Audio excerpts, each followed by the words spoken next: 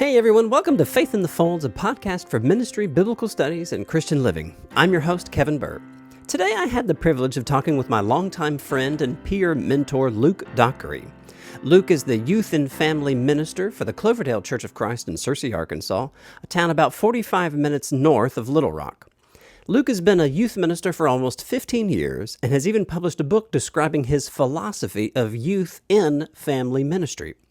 In our conversation, we got to talk about the disturbing trend of seeing a large percentage of Christian teens eventually walk away from their faith when they graduate high school.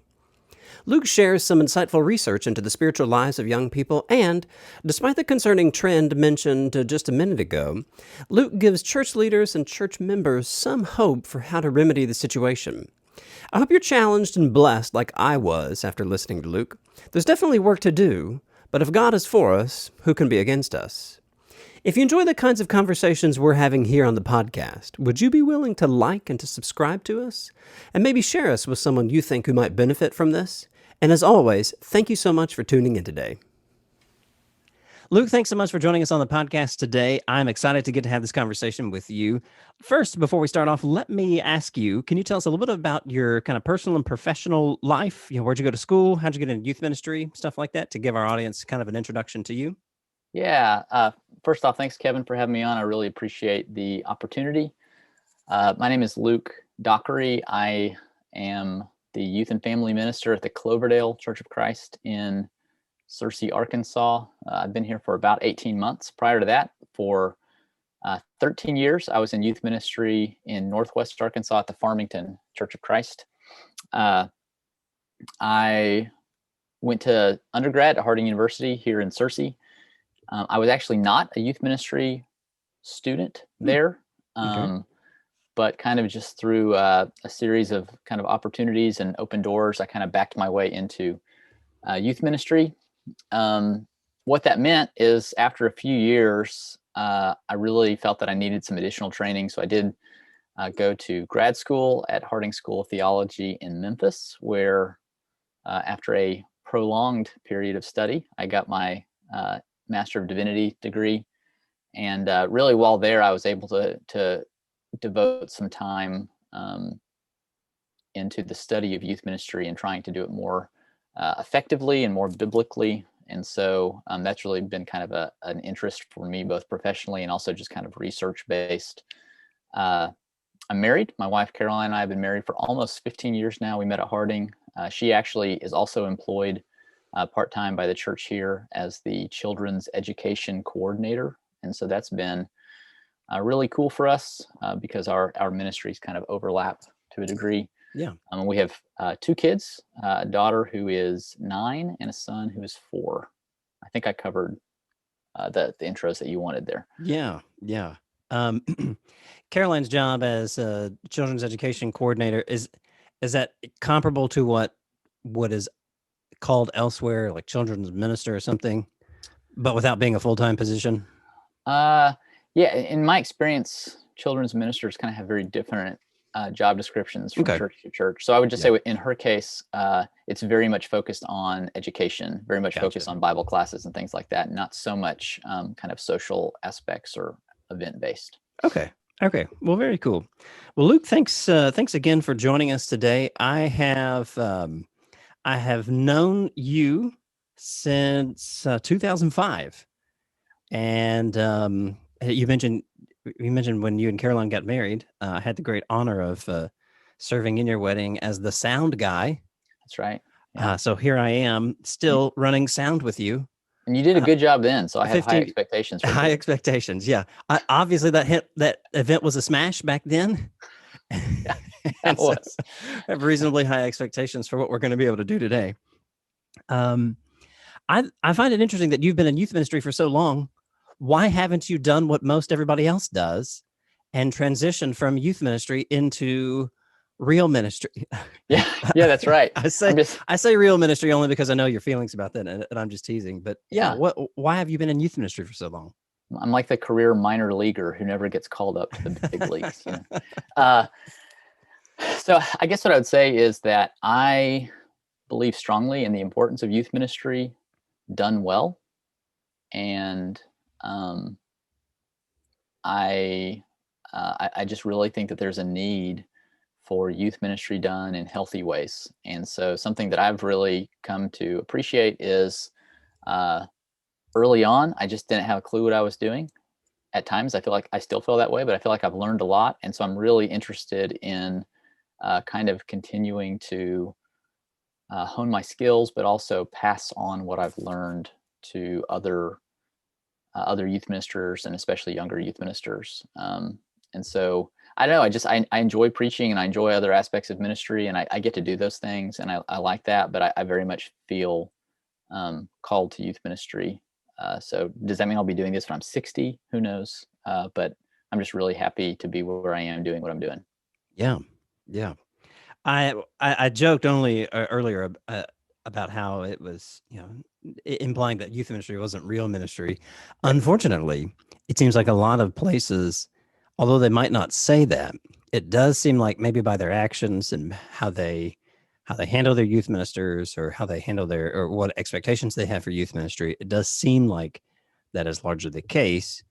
I think what you have presented here, or what you're about to present, and what I know you have presented elsewhere, I think what you're helping to do is kind of really kind of initiate a sea change in how we understand youth ministry, and how we really, I think, how we should give it the grand significance that it deserves. So Yeah, I would compliment your efforts on what I know you have done, and that's going to be the basis for what we're going to talk about here in just a little bit. well, I appreciate you saying that. That's part of my goal. I mean, I think to some degree, we have not treated youth ministry with a lot of respect. And sometimes it's because as youth ministers, we have not deserved a lot of respect. But it is interesting because you'll kind of hear people say things like, children are our most precious resource. So in that case, by all means, let's entrust them to a 22-year-old and make sure that we pay him very little. And then hope that somehow that turns out really, really well. Right. And be unwilling to invest in that 22-year-old. Yeah, right. And so I do think that we're reaching a point to where people are very much seeing youth ministry as more than kind of glorified babysitting. But certainly, I think it's an important task, and therefore it's one that is worth doing well. And so I've really tried to do that in my own ministry, but also hopefully to do some research and to share some ideas that can hopefully help others to do that well. Yeah. I'll take this time to plug your book, Youth in Family Ministry, which... You mean this book? That book right there, Youth and Family Ministry, a handbook published by Luke Dockery. First, I know it's for sale on Amazon. And about how much is it? I don't remember, like 10 or 12 bucks, something like that. I don't exactly remember, honestly. Certainly something a youth minister should be able to afford. Yeah, or like it's a great gift for a youth minister. Even better. If you're doing some shopping, or even better.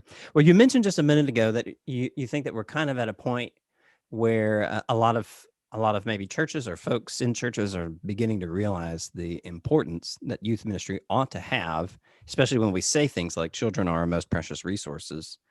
What has gotten us to that point? Is there, I'm going to set you up with a nice softball here. Is there some kind of crisis in youth ministry that has initiated this concern that, man, maybe we ought to be doing youth ministry better? Yeah, I think so. And I've used that language. I use that language in my book, and maybe it's a little sensationalistic to call it a crisis, but in some ways I don't think so. And to put it just very simply, a lot of our students who grow up in the church, who make a faith commitment to Jesus while they're in youth group, kind of leave that faith commitment behind after they graduate from high school. And this is kind of just, everyone kind of knows this. You kind of look around at your churches and you think about students that were there a few years ago who are not there now. There tends to be kind of a demographic hole in many of our churches, from 18 to 25-ish crowd. So I think that's something we kind of intuitively know, and then statistics are just very much emphasize this. You can read a wide variety of statistics on this. I think a good conservative estimate is 40 to 50% of our students leave after they graduate from high school. Some of those students return later on, but many of them do not. And so, what do you think the net loss would be for this most recent, for the last decade or so? It's a really good question. And I mean, the short answer, like, it would be kind of a guess because we don't have great data on that yet because it's still so recent. Mm-hmm. One thing, there used to be kind of this element of hope that of those who fall away after high school, that maybe 40 to 70% of them return. But more recently, the statistics have shown that trend seems to no longer be happening, and more of those who go away just stay away. And that kind of makes sense in light of some larger societal trends that are happening, just as far as the increasing secularization of our society, and more people who are identifying themselves as nuns on survey information. How would you describe yourself religiously? None. Yeah, and like not to refer to a Catholic woman who has joined a convent. Correct. Not that kind of nun. Not that kind of nun. NONES. Yeah. As far as I know, there's not an epidemic of those graduating and then becoming NUNS. That's not a that would be a fascinating phenomenon. trend. Yeah. Yeah. So you tend to hear the term post-Christian. Yeah. And I think that while that term sounds kind of scary, I don't think it's inaccurate. I think that has generally kind of captured at least where the United States may be headed. I think you can definitely make that argument for other places in the world that were formerly known as being Christian. Europe comes to mind. But it does seem like the United States is headed that way. Yeah. I mean, it just, if by that what we mean is that our society is becoming increasingly secular, I just think it's undeniable. And so in light of that, it's perhaps not too surprising that a lot of those who do leave are not coming back. So I don't have strong estimates for you, but I would say we're probably fortunate at this point if a third of those who leave come back later. Wow. But I bet it's less than that. Man, yeah. So anywhere between a third to a quarter might come back. That still ends up being a net loss, a pretty ugly one too. Yeah. Yeah. Quick side note here, and this is not something that you and I are going to get into a lot right now, but in case somebody is curious about this term that I've used, post-Christian, to describe the United States as post-Christian, that does not mean that it is post-religious. I think we're increasingly religious. I think what we're seeing is maybe a rise in some of these smaller kinds of religions and things like that, or maybe a better term is we're still very spiritual, but maybe not very religious. Yeah. But that might have that might be relevant for some of the stuff that we're going to talk about later. Okay, teens are leaving the church. That seems to be a general trend in the U.S. What is the deal? Why is that the case? Why are teens leaving the church? Yeah, so that's kind of the big question. And I don't know about you. I tend to be suspicious of people who answer big questions with like one answer, like this is the thing, this is the reason. Yeah. So I'm not going to do that. I think it's a complex issue, and I think the response is multifaceted. So we could talk about several things. So for example, we could just talk about stage of life. Like this is kind of a natural, like when you're 18 and you graduate from high school, this is kind of a natural transition point. And during times of transition and change, people change practices and behaviors. We could talk about the decrease in parental influence that occurs at that age. Obviously, if you go off to college, or move away and start a career or a trade school, even if you stay at home, which that's kind of an increasing trend these days, is kind of more students kind of fail to launch, if you will, at that age.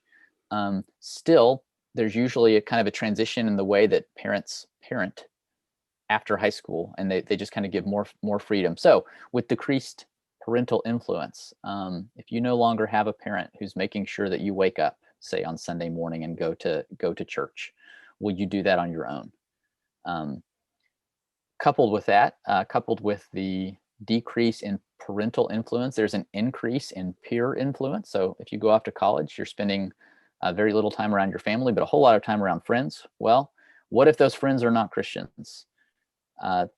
Then likely you're not going to have a whole lot of accountability or mutual influence to be plugged into church and be a part of a faith community. We could also talk about things like, okay, what is it that they're leaving behind exactly? What was their faith like before? Was it a deeply rooted faith, or was it kind of shallow? Was it mainly, to use language of Dallas Willard, was it all about the gospel of sin management, where it's basically just kind of a moralized do's and don'ts list? If this is kind of the understanding of faith rather than something that's deeply rooted in Jesus and what he's accomplished, well, it makes a lot of sense to me why that could get left behind. You mentioned the phrase moralized list of do's and don'ts, a term that I've heard within the last, probably 5 or 6 years, is the term moralistic therapeutic deism, that basically describes what a lot of teens, really a lot of, I would say a lot of adult believers as well. Right. That basically describes what they actually subscribe to, this notion that if they're good and believe that God loves them and therefore that makes them feel better, then God will be there to give them what they want, or something along those lines. It's not even Christianity light. It's rooted in a lot of strange notions about what is good, and what makes me happy is somehow related to what is good and what God wants, and things like that. Yeah. I think that describes a lot of what teens at least would believe. Is that fair? Yeah, no, I think that's fair. Christian Smith, he's a sociologist and student of religion, he's the one that coined the phrase, I think, moralistic therapeutic deism. He calls it a misbegotten step cousin of Christianity. So it's like very tangentially kind of related, but in some ways really not at all. And so, no, I would agree with you. And so to some degree, I would say that if your faith is not based on real Christianity in the first place, and it's only about something that's going to try to control certain behaviors, it just makes a lot of sense to me that that's something that could get left behind. So I do think a shallow faith, or maybe a distorted version of Christianity, can be a part of that as well. We could also talk about things like just the busyness of life when you're in college or when you're out working full time, and it just gets easier for things to get squeezed out, like religion or going to church or things like that. We could talk about kind of what I've termed the philosophy 101 effect. So if this kind of the stereotypical religious kid goes off to a state school, and as a freshman is exposed to, a position of authority, a teacher who, basically says, hey, all these things that you've learned as a kid in church, this is just fairy tales. There's no good reason to believe these. And, by the way, if the student has not been taught well, has not been given a good foundation for why they believe what they believe, then that can be really challenging. And then, as you already mentioned, this whole post-Christian idea, it would just make tons of sense that for students who are very attuned to what's going on in our society and culture, that these greater societal influences that minimize or in many ways just absolutely reject Christianity and some of its core tenets, that this would have an influence as well. So those are a lot of reasons, but I actually haven't gotten to the one that I tend to focus on a lot, and a lot of youth ministry experts and researchers have really emphasized. And this is a big issue because it's a societal issue, but it's also something very specifically that we see in the church. And that's the idea of age segregation, which we could define as the way that churches and society at large have systematically isolated young people from the very relationships that most help them grow to maturity. This happens in our society, kind of widespread, and it also happens in the church. So a lot of reasons why, and I think we can respond to a lot of those in different ways. But for me, a really big issue is this problem of age segregation. Yeah, well, let's dig into that one a little bit. So based on just what you've mentioned and how you've defined age segregation, it seems like that is not a good thing. Right. But if you were to take a look at a lot of the practices of churches, you would think that age segregation is what people want, right?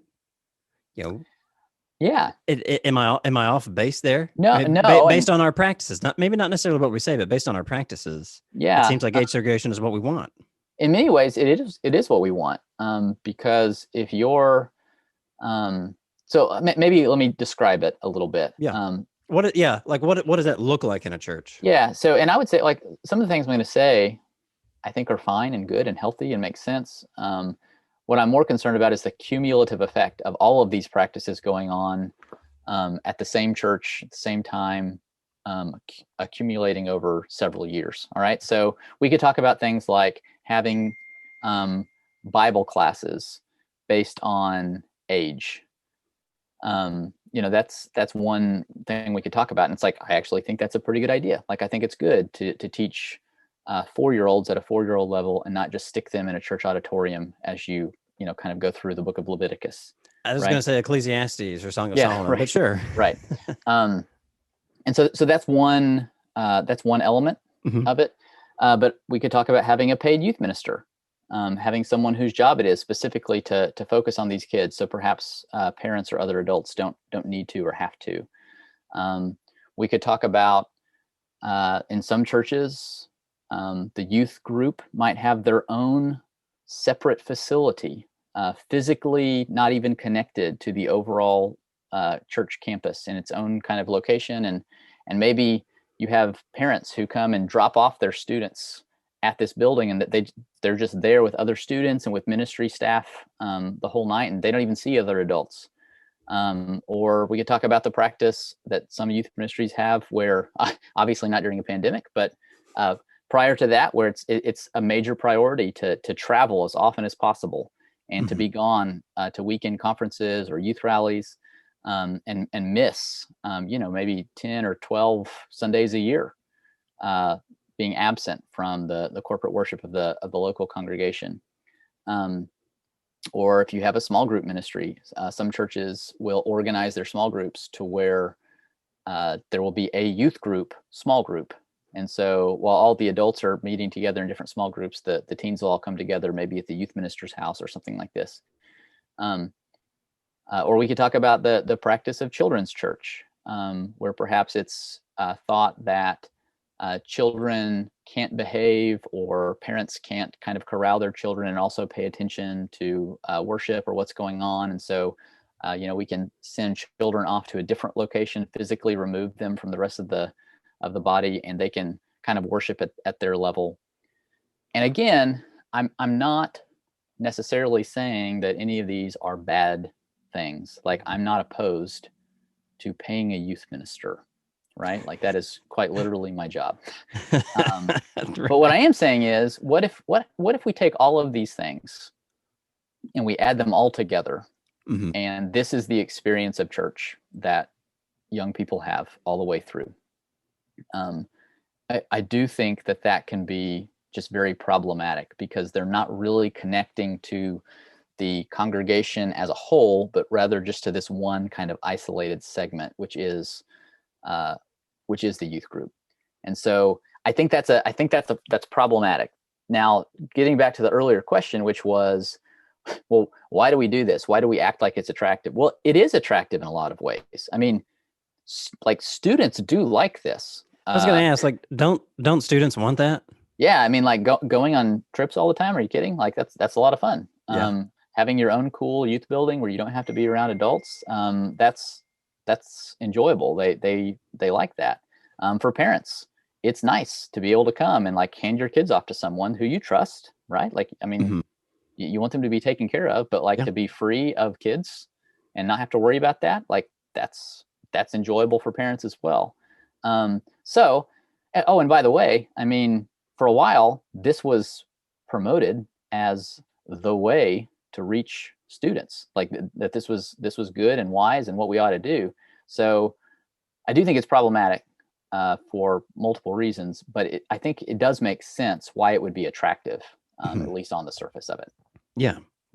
So you're arguing that not necessarily individual components like children's church or like separate youth facilities or things like that. You're saying that those in and of themselves are not bad, but perhaps the cumulative effect of these practices has maybe led us to some of the condition that we find ourselves in. Is that fair? Yeah, no, that's absolutely fair. And I would say, like some of these practices are probably better than others, wiser or less wise than others. But I think what we're really looking at is kind of the total picture.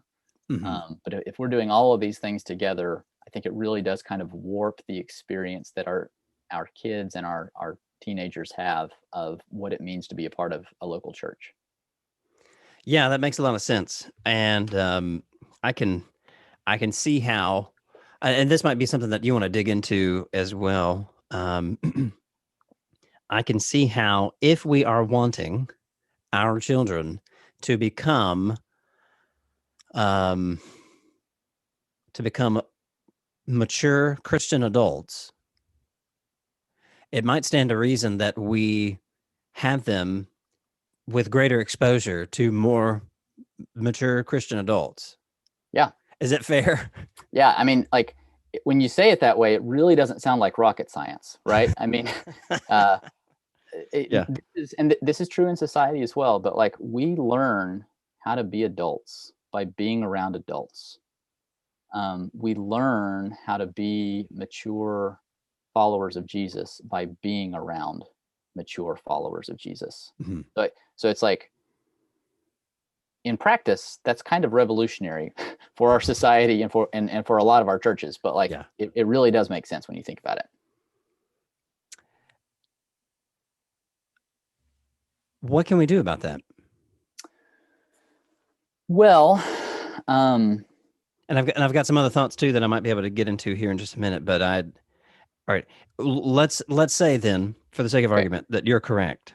Okay. That the way for Christian teens to become mature Christian adults is for them to be around mature Christian adults and consistently having them be isolated from mature Christian adults has a negative side effect. How do we remedy that? Yeah. So I think that what it means is we have to kind of reconceive of how we do youth ministry. So what is the task of a youth minister? Well, I don't think that the task of a youth minister should be to be the primary discipler of a congregation's young people. I don't think that it means that it should be all about kind of glorified babysitting or event planning. By the way, it doesn't mean that a youth minister won't plan some events or at times do some things that feel a lot like babysitting, or hopefully be a discipling influence on students. Mm-hmm. But rather, I think that the primary task of a youth minister should be to help facilitate spiritual formation in students in ways that Scripture teaches that should occur. And over and over again in Scripture, we see two groups given the task, the responsibility of passing faith on to the next generation. The physical family, when we're mm-hmm. talking about moms and dads, grandparents, etc., and the faith family, whether we're in the Hebrew Bible and we're talking about the people of Israel collectively, or in the New Testament, we're talking about the church community. These two groups, the physical family and the faith family, are the ones over and over again in Scripture given the task of passing faith on to the next generation. So with that in mind, youth ministry should be about helping to equip parents to have that role of being the primary disciplers of their own children, and should help facilitate genuine, meaningful relationships between students and other mature adult Christians in the church, and thereby leverage both the physical family and the faith family to help bring about spiritual formation in young people. I did not prepare you for this question ahead of time. And okay. Full disclosure to everybody who's listening. One, thank you. But two, Luke and I had some idea of what we were going to talk about beforehand. He can do this kind of stuff in his sleep, but since we wanted him to be awake for today, I wanted to give him a heads up about what we're going to do. If one of the primary goals, as you've described youth ministry, is to help facilitate, like help parents, is that what you said? Help parents. Yeah. It seems to me like that might be difficult with a 23-year-old single youth minister. So what then do we do there? Yeah. I mentioned, I throw out a number 23 because presumably the person has graduated college. They have a bachelor's degree in youth ministry or family ministry or whatever the school has called it. And they're in their mid-20s. They're single, or they might be engaged or married. And they do not have a family. They've not raised children. I can perceive some pushback to what you've described as one of the roles of the youth minister. How is this person even qualified to do something like this? And so I'm sorry to throw maybe a curveball at you. That's a great question. I'm interested to see what you might say about that. Yeah. So, say a couple of things. Like, maybe we should reconceive of who our ideal youth ministry candidates should be. Oh, interesting. Like that seems potentially accurate to me. Having said that, I'm not trying to take jobs away from kids out of college. Right. Yeah. But I would say, I don't know. A lot of times I think we assume, perhaps because it's kind of like junior varsity ministry, that we can give it to younger people. I think also we assume that younger, 23-year-old guys can better connect with students than older, perhaps more seasoned ministers could. And that might be true.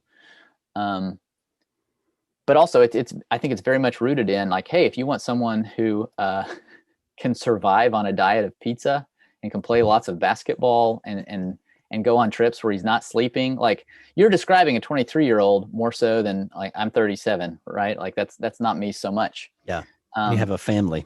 And I have a family. Yeah. And so absolutely. So I think part of it is like reconceiving the way that youth ministries should work. And if we do that, then perhaps it makes a lot more sense to get a different sort of person in there. But having said that, I still want to say, like, I do think that there is a place for, young guys fresh out of college or seminary, who can do this, but perhaps you just don't have to be the expert on everything. I knew a lot more about parenting before I had kids, right? Now that I have kids, I'm like, oh, I didn't even know what I don't know. Well, and to be fair too, parents are not expert parents by virtue of simply being parents. That's right. Yeah, that's fair. So I guess what I would say is, what can you do as a young person who doesn't have children? Well, you can still read from those who are experts. You can still teach from sources, and you can just be very upfront and say, look, I'm not claiming to be an expert on this. When I teach on this, I still say that. I still say that I'm not an expert on this. I say the same thing that I just told you. Like, I thought I knew a lot about parenting until I became one. And that's okay. And I think people understand that, and they get where you're coming from. And this is another thing where, if part of what we're trying to do is to help equip parents, then probably that means that we should be very thoughtful about things like having, say, seminars or conferences or specific classes, perhaps where we're bringing experts in who do know about these things. If you're 23 and you have nothing, meaningful to say, well, that get someone else who does know something, or maybe not even bringing experts in, but look at parents in your own congregation who have been really successful in raising godly, mature adult children who are passionate about their faith. Yeah. And maybe bring them in as resources and say, hey, this seemed to work pretty well for you. What did you do? And I think there's a lot of wisdom that we can glean from others. We don't have to pretend that we are always the expert on things just because we are the paid professional. But I think it's a greater risk to not teach on this because you feel somehow ill-equipped than it is to just say, you know what, like maybe this will alienate some folks, but this is really important, so we're going to do our best. by either, going through a book together or trying to bring some folks in, because maybe this is not my skill set. So I don't know if that fully addresses your question, but I do think that there's room for maybe reevaluating the kind of person we're looking for. Yeah. But if you are a younger person that doesn't have that sort of experience, that's okay. I think all of us who are in ministry and who preach and teach, we talk frequently on topics of which we have very little personal experience. Like, I never experienced the Babylonian exile, but I still talk about it and You teach still about quote it. Jeremiah 29. Well, hopefully not as much as some do, but yes. Yeah.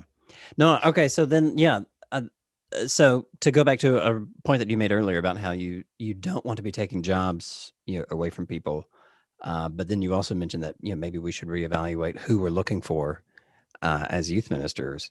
One thing that churches might be able to do then is really make sure that if they've decided that all of the things being good about their young candidate, one thing that they must absolutely look for is an attitude, a motivation, or an interest in furthering their own study for the purpose of effectively ministering to apparently not just teens, but also to youths and their families. When you mentioned helping equip parents, you have that allows me to segue into maybe talking a little bit more big picture stuff, because I think you've given us some nuts and bolts of your philosophy. You are particular about using the phrase youth in family, using the preposition in rather than the conjunction and, youth in family ministry. When you first started talking about this, and I know when you published your book, some people were asking you, is that a typo?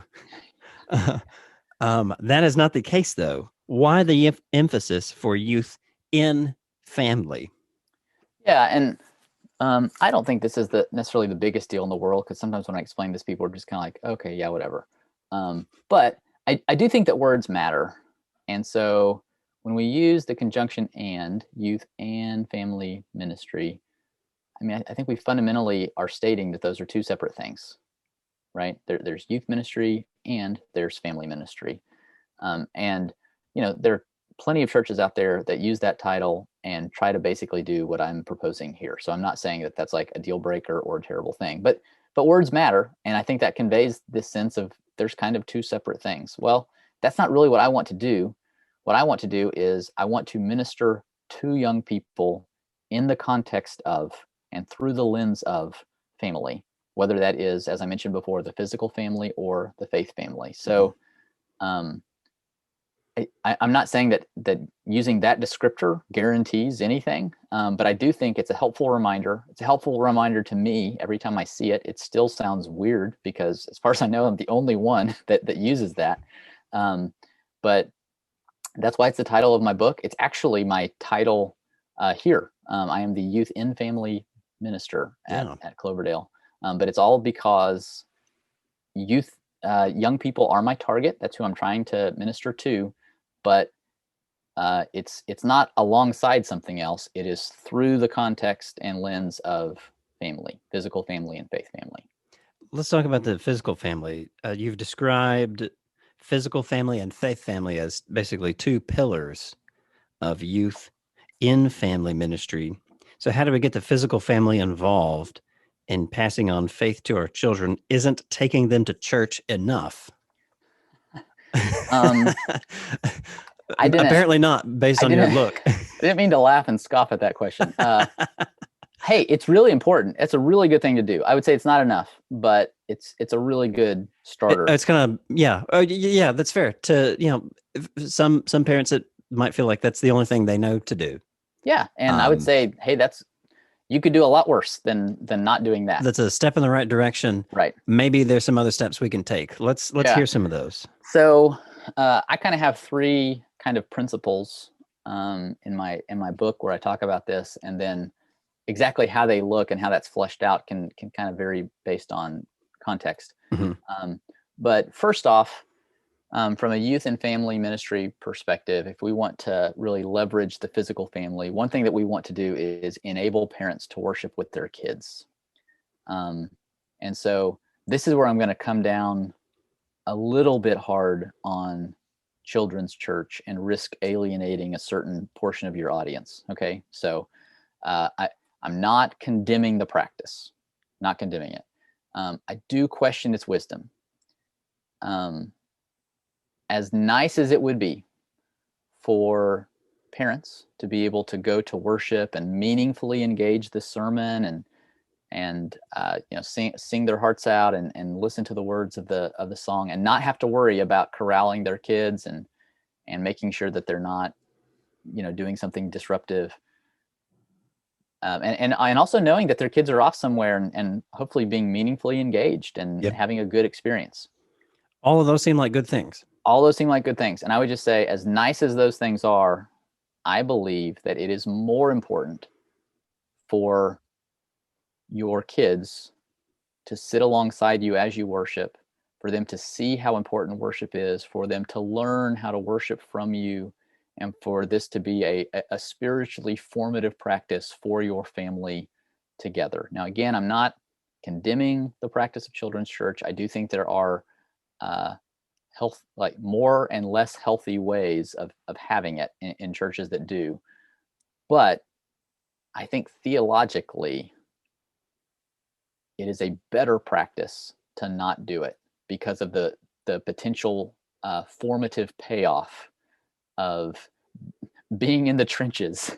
Mm-hmm. And you like me, you've got little kids at home, and so you know what I mean. And our wives probably know better than we do, right? Being especially when I was preaching regularly, when I was right? preaching, for 4 years, I was teaching every Sunday and or Wednesday and preaching every other Sunday. When I wasn't preaching, I was leading singing. So. Right. So I mean, it's a challenge, and so when I call it the trenches, quite literally. I mean, it's a challenge, and if you've got pews, I mean, I was going to say the pews form. It really feels like World War I there. Yeah, it does. So I'm not minimizing the challenge of that, but I just think there's real value for potential formation for our kids to worship alongside of us and see how important that is. So being aware of one. Yeah, being aware of some of the things that I think maybe some of my audience members might be concerned about. I think in general, I agree with where you're coming from, and we even expressed hesitancy for doing that where we worship. The reason that we ended up feeling okay with sending our oldest, because he's the only one that's old enough to go to the children's church time, is that we are very intentional otherwise to disciple him. And so I think for some folks, but you have to be honest with yourself, for some folks, I think you can mitigate some of the negative side effects of sending him to one of those things, but that's not to take away at all from the point that you've made here, which I think is generally a pretty strong point.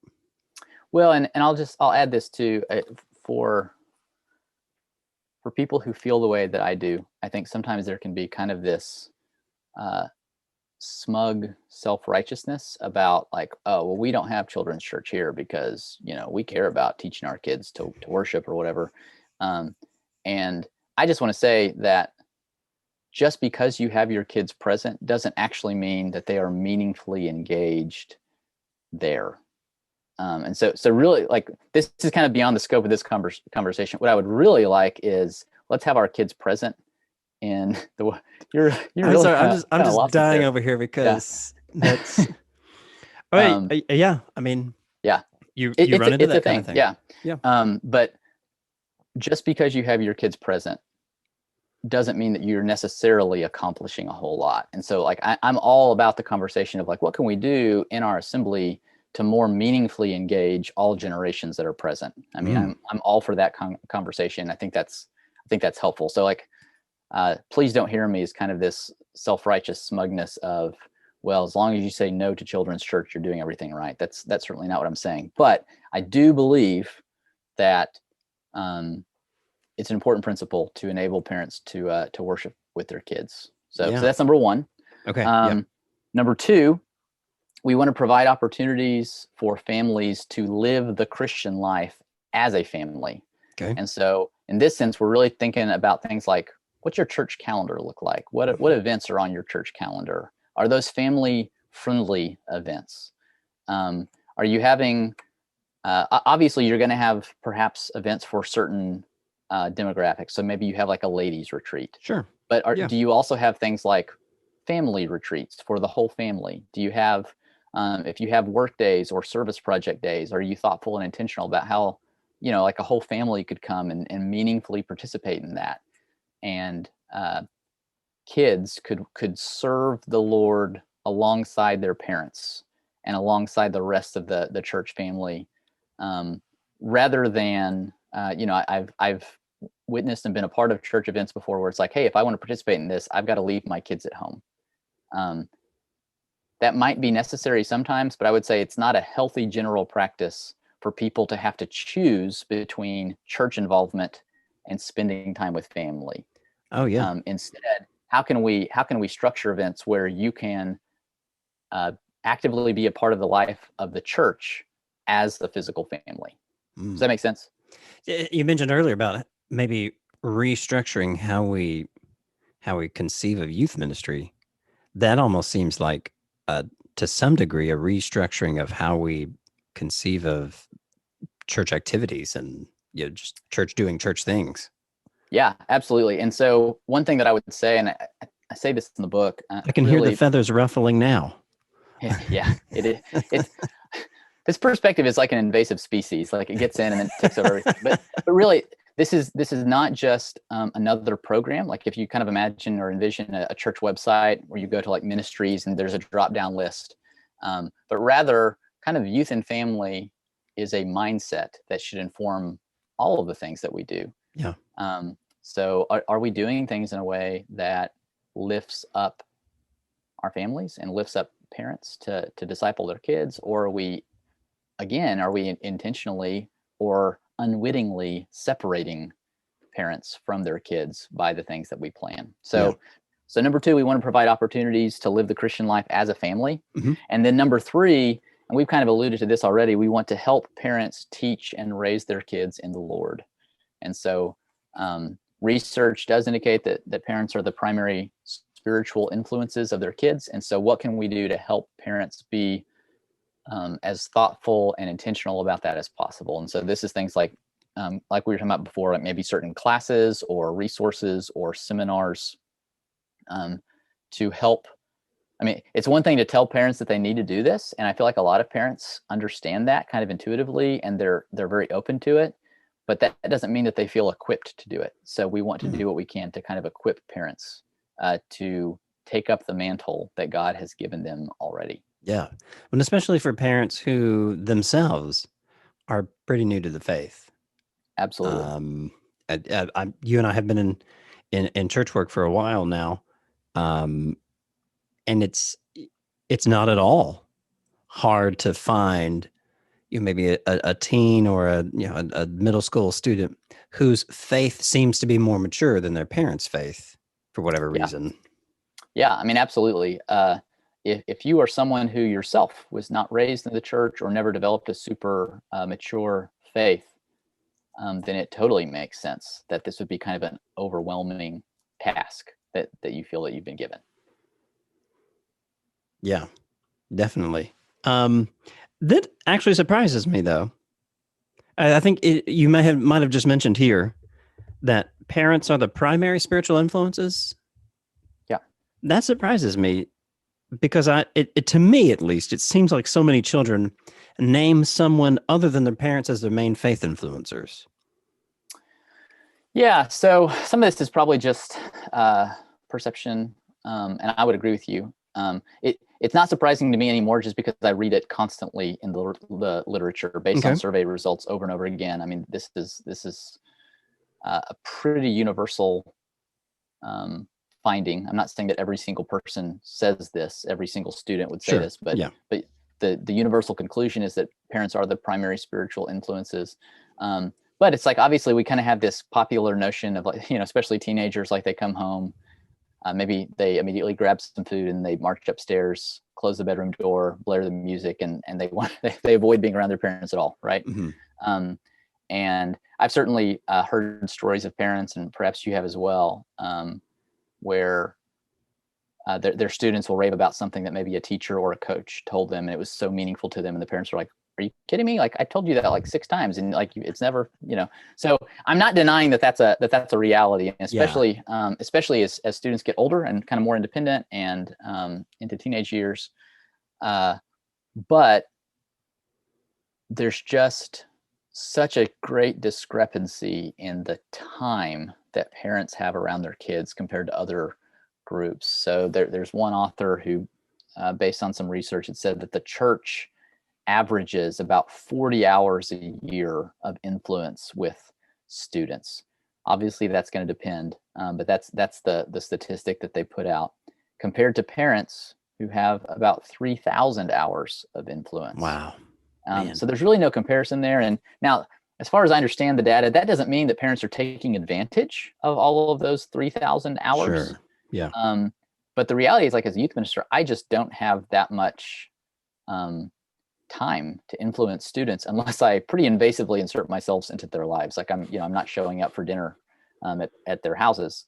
And so there is just kind of this huge discrepancy. And so that kind of makes sense to me.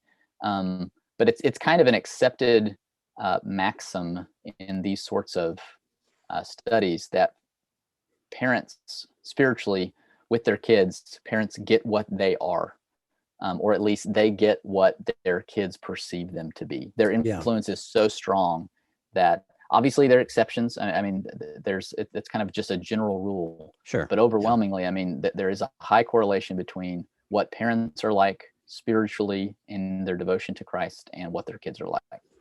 I guess, I don't know, I hadn't thought about this before, but I guess I was only considering the positive side effects of the spiritual influence of parents. But it totally makes sense to me, along the lines of what you've been saying, that parents can very easily be seen as negative spiritual influencers. If their parent is, it's tough for a parent to pass on a faith that they don't have. So it's not surprising then why their children end up in many instances, why their children end up in much the same spiritual boat as themselves. Yeah, absolutely. And I mean, you can talk to youth ministers, and some of the most difficult students to work with, and I mean, I really mean difficult from the standpoint of trying to help them develop long-term faith, are those students who don't come from Christian homes. And it's like you put extra effort and you show extra love to those students, and you do as much as you can to kind of bridge the gap. But statistically, it's just not very promising. It's just not great, because it is so difficult to out teach the home. It's so hard to do better. If you've got a really good foundation at home, you can elevate that. But if there's no foundation at home, it's really hard to create that in the very limited sliver of time that we have with students at church. I come from a family of public school educators, and they would echo that sentiment as well. Right. Yeah. I think a lot of our teachers, public or private school, they would echo that sentiment as well. So the physical family is the first pillar of youth and family ministry. Let's take a look at this, talk about the second pillar of youth and family ministry. How do we get the faith family involved in passing on faith to our children? Yeah. So a couple principles here that we can use.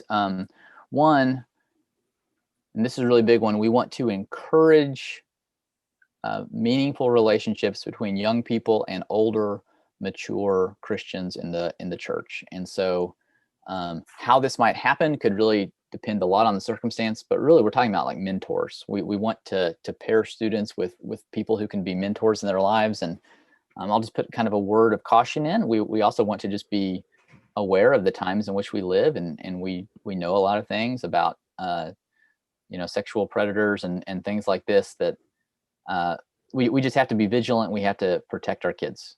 So we want to be wise as we go about doing that. But Yeah. I do think there are ways in which we can do that wisely and safely, but where we can provide meaningful relationships between students and adults in the church. Um, and this has shown to have long-term benefits as students then have more connections to the congregation as a whole.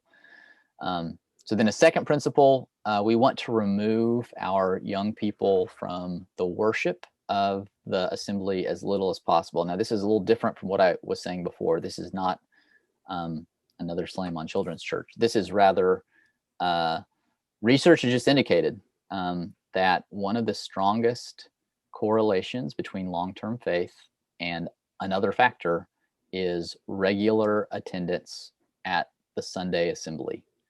Mhm. That is such a traditional thing to say that perhaps it sounds kind of ridiculous, but it really makes sense. If you want your kids to develop an understanding that church is important, they actually need to do it a lot. We tend to value the things that we spend our time doing. And That sounds so radical. it does, doesn't it? So from a youth ministry perspective, and I mentioned this earlier, there are some youth ministries that seem to almost make it a goal to identify as many things to take them away from the Sunday assembly as often as possible. And I just don't think that's a great idea.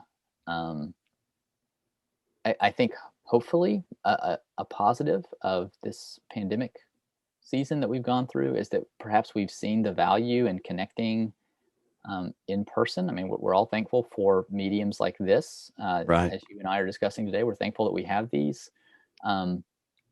But they are substitutes. They're not replacements. And there really is value in being part of the assembly of God's people when we're worshiping corporately together. So I think it's important that we look at our youth ministry calendars and we try to structure them in such a way that we're actually here. We're present. We try not to be gone many times a year. And for families, I think it's really important that we structure our priorities to where we try to not be gone a lot. I mean, I've had students in the past who were very involved in things like, year-round sports. And I would have families who, in the course of a summer, maybe 12 weekends would be gone, 10 of those playing travel ball. Yeah. That has cumulative effects that we can't just undo or compensate in other ways. Especially if then you're also gone, another dozen times throughout the year for other reasons. We need to be present in order to feel like we belong. And it's just not a surprise that at some point our students would check out to something that they weren't really a part of to begin with. Yeah. Yeah, definitely. Let me ask this. So I'm making sure that they're there. How, what are a couple of practical steps? Like, I can see how somebody in a church would immediately think, okay, we want to get we want our young folks to be here. That makes sense. We want them to, we want them to be involved. I think inclusion is basically, one of the things, without having said the word, I think inclusion is one of the things that you've been talking about here. Yeah. By way of comparison, a lot is said about diversity these days, but I think the ultimate point of diversity is inclusion. And so an example would be this. I mean, it's nice for a suburban church to have, for example, a Hispanic ministry or something like that. But a lot of times the main church and the Hispanic church, they rarely do anything together. That's good. I'm glad you've given a space, that there's space for these, for these folks, but they really are kind of parallel congregations. I think it would be more, it's probably harder, but it's definitely more meaningful for there to be mutual inclusion, I would think. Right. So, rubber meets the road here. Do you have young people reading scripture? Do you have them saying prayers? Do you have them delivering communion? Do you allow them to stumble through, some kind of public speaking role? And it, and let your professionalism suffer a little bit. is that something we can? Are those things we can do?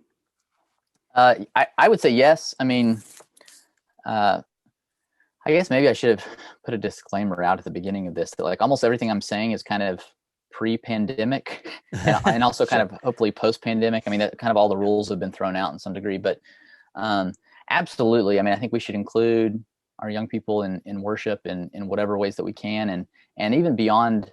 I mean, I am talking about worship here, and so that's important, but like in all aspects of church life that we can, and all sorts of ministry, and whether it's helping to teach children's classes or being a part of some sort of service project or outreach ministry or something like that, just depending on what different churches are doing.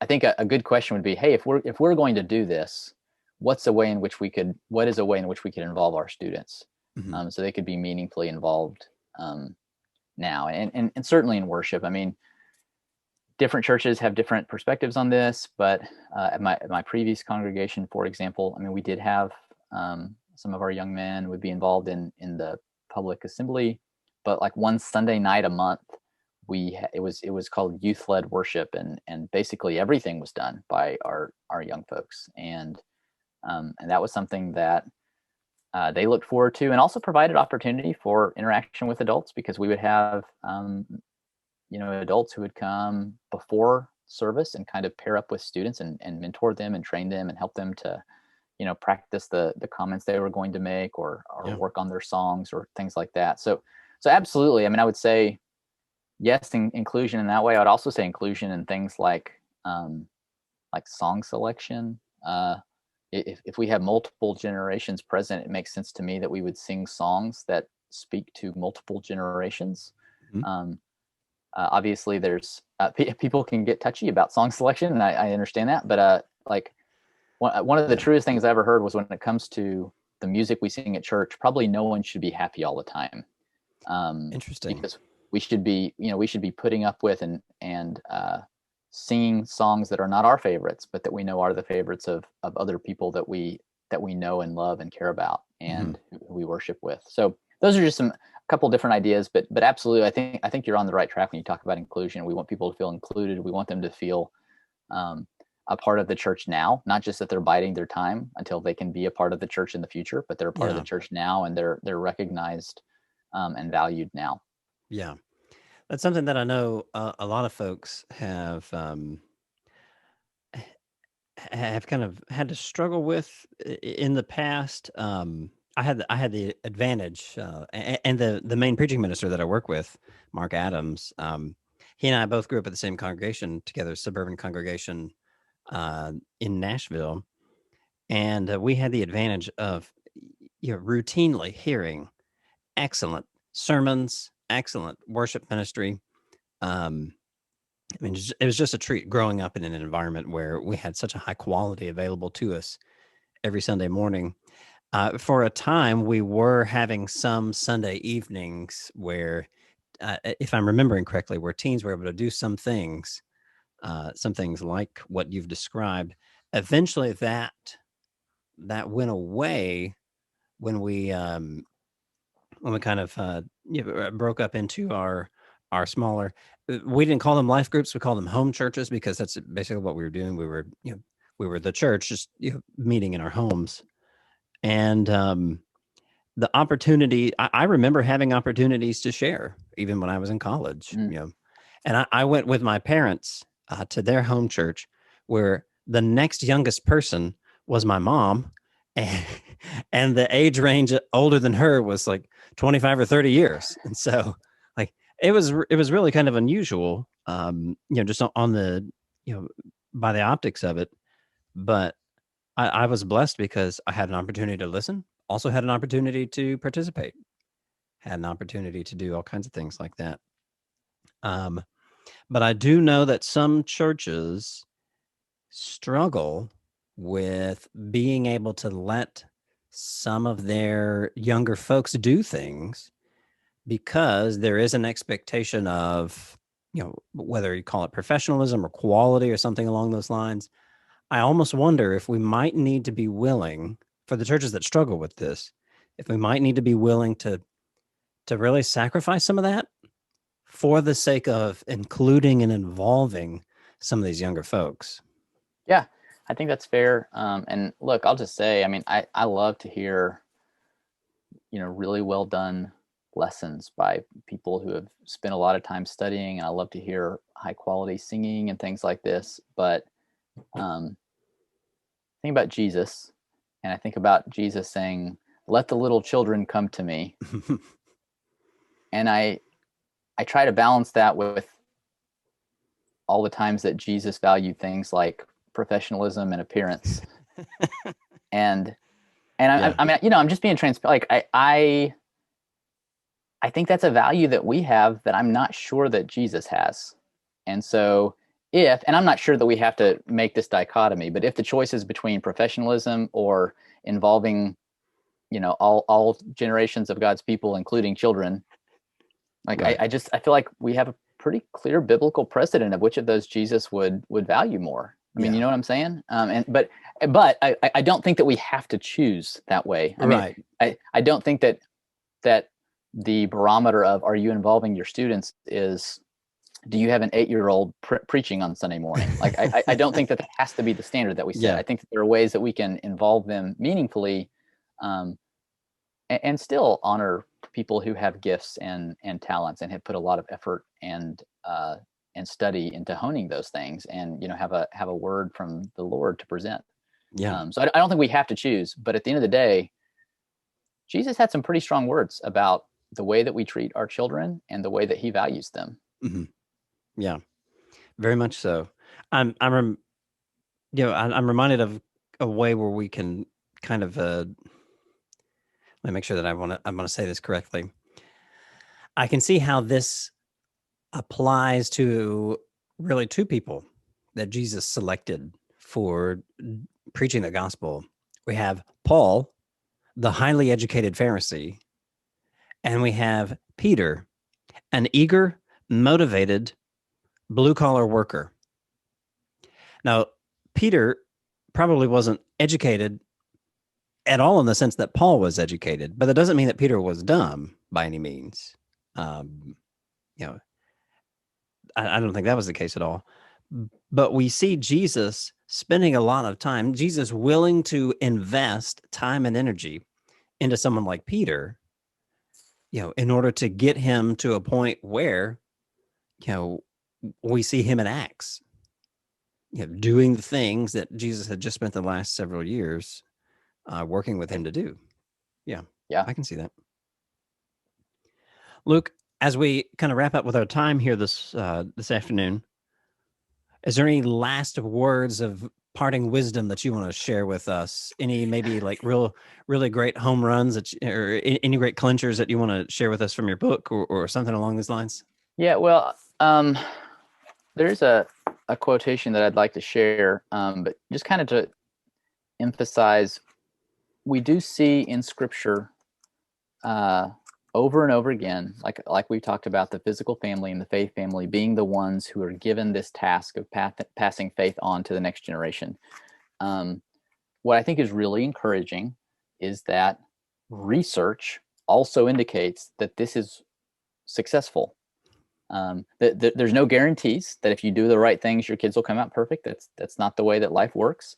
But there are really strong correlations. And so this is a quotation from a kind of a massive research study that's a little bit old now, over 10 years old, but just a really comprehensive study of the religious lives of young people. And it says that one of the key findings of the study is that in young people, spiritual formation occurs in two places: individual family households and multi-generational religious congregations. Individual family households, multi-generational religious congregations, or in other words, the physical family and the faith family. Yeah. It really shouldn't surprise us that what God tells us to do in Scripture actually works. Weird, right? Yeah, right. But I'm hopeful, personally, that we really are kind of going through this shift. When I first started in grad school researching this to try to get better about youth ministry and get a better handle on what we should do, there wasn't a ton of research on this. And this is just about 7 years ago. Like I basically read everything I could get my hands on. And now I can't even keep up with all of the stuff that's being put out and the resources that are being published promoting this type of ministry, where we're really trying to incorporate our students into the overall congregation of the church and also equip parents. So I'm very hopeful that these are ideas that are really starting to have leaven in the church and are really having an impact over time. And I really appreciate you giving me the opportunity to share some today. Well, I'm happy to do it. I know this is something that you've been passionate about for a while, and as fathers, you and I both have a vested interest in ensuring that our children come to own their own faith, and especially as ministers, we have maybe a better chance of maybe a better chance of initiating some of those changes than some do, or at least advocating for those kinds of changes to be made that we think can be effective toward this end. Luke, thank you so much for joining us this afternoon on the podcast. I really appreciate your time and appreciate the work that you've been doing. I hope that at some point in the future, we might talk a little bit about some other topics that I'll run by you later, just so I won't commit you to anything here publicly. But until then, man, have a good rest of the day, and we'll talk to you next time, okay? I appreciate it, Kevin. Thanks a lot. Bye-bye.